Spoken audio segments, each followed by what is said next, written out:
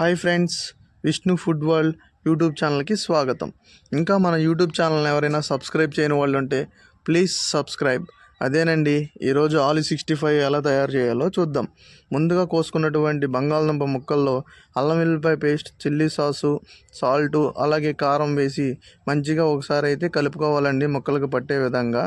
తర్వాత అయితే దీంట్లో మొక్కజొన్న పిండి కార్న్ఫ్లోర్ అయితే వేసుకోవాలి. వేసుకుని ఆ ముక్కలకి కోటింగ్ పట్టే విధంగా మంచిగా కలుపుకోవాలండి. కొంచెం కొంచెం వేసుకుంటా.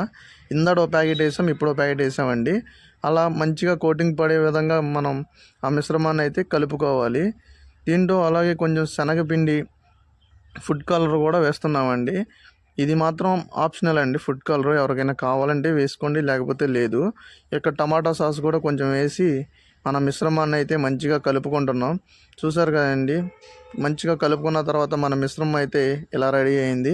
ఇప్పుడు ఆయిల్ వేడెక్కాక అయితే మనం కలుపుకున్నటువంటి దాన్ని అయితే వేస్తున్నాము. చూసారు కదండి, ఫ్రై అయితే మంచిగా విడివిడిగా ఎంత బాగా వచ్చిందో, మంచిగా కలర్ఫుల్గా కూడా ఉంది. అంతేనండి, దీంట్లో కొంచెం కరివేపాకు వేస్తే మన ఆలు 65 అయితే రెడీ అయిపోయింది. ఇంకా మన యూట్యూబ్ ఛానల్ ఎవరైనా సబ్స్క్రైబ్ చేయని వాళ్ళు ఉంటే ప్లీజ్ సబ్స్క్రైబ్, అలాగే గంట సింబల్ కూడా కొట్టేయండి.